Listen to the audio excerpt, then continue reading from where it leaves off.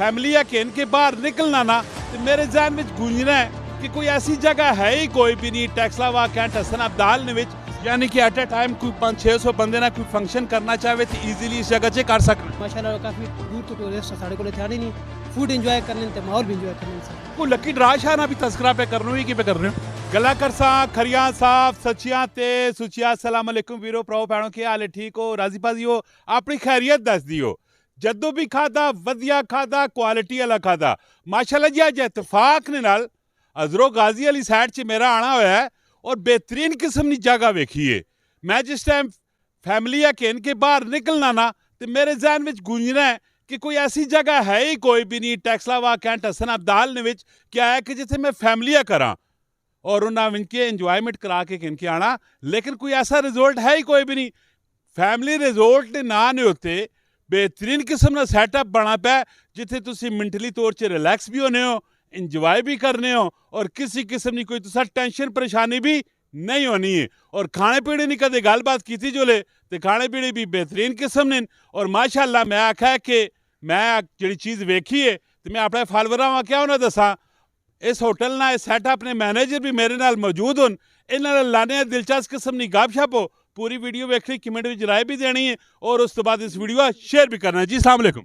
जी वालेकुम सलाम जनाब ना किए मेरा नाम मोहम्मद नईम है जी। नहीं भाई कितने टाइम से तुसी सैटअप नाल मुंसलिक हो?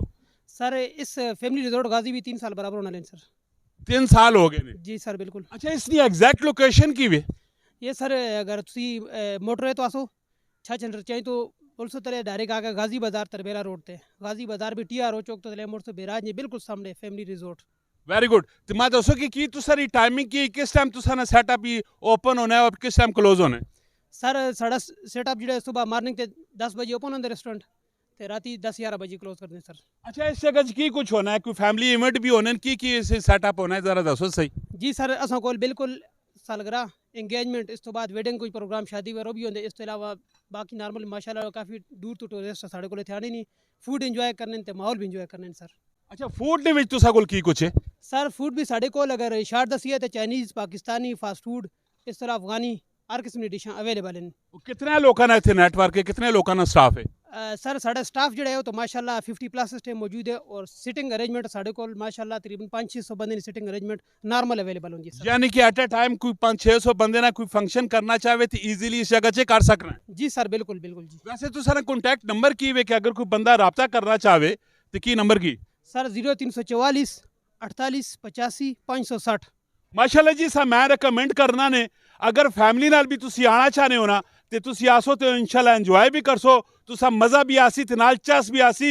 रही गल फूड नहीं फूड में ऑलरेडी इन्होंने चेक भी किया है और क्वालिटी भी बेहतरीन किस्म नहीं नाल टेस्ट भी बेहतरीन किस्म नहीं ते रेटा ने उत्ते जरा तुसी दस दो कि ओवरऑल रेट शेट तुसन कैसे? सर रेट माशाल्लाह साढ़े बिल्कुल मुनासिब हैं कोई हाई रेट नहीं लाए हुए ते फूड की सर गल करो फूड माशाल्लाह बिल्कुल साढ़े जेडे कुक हजरात हैं वो प्रोफेशनल और स्पेशल को हजरात में बोला नहीं लोकल बंदे सर नहीं रखे आम जिस तरह ना। मैं स्टैंड वेखा कोई लकी ड्रा शाना भी तस्करा पे करनो ही कि पे कर रहे हो? जी सर बिल्कुल लकी ड्रा साढ़ा इस टाइम मौजूदा टाइम चल रहे हैं 14 फरवरी साढ़ा इस तक कुरानदाजी हो सी इस ताई है कि आयर बेलापुर सी एक साई कोपन मिलना कोपन सी लकी ड्रा बॉक्स भी पास हो उसके बाद इसमें 3 मेन जड़े नाम है तेन गिफ्ट है नहीं इसमें स्मार्टफोन है स्मार्ट वॉच है और एयरबड्स हैं जी 14 फरवरी से कुरानदाजी हो रही है सर।